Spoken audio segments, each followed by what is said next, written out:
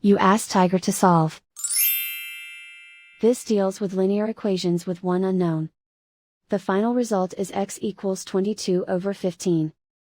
Let's solve it step by step. Simplify the expression. Expand the parentheses. Multiply the coefficients. Simplify the arithmetic. Group all constants on the right side of the equation. Add 10 to both sides. Simplify the arithmetic.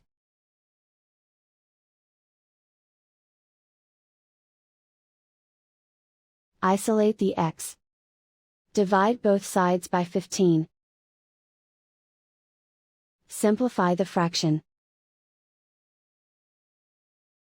And so the final result is x equals 22/15.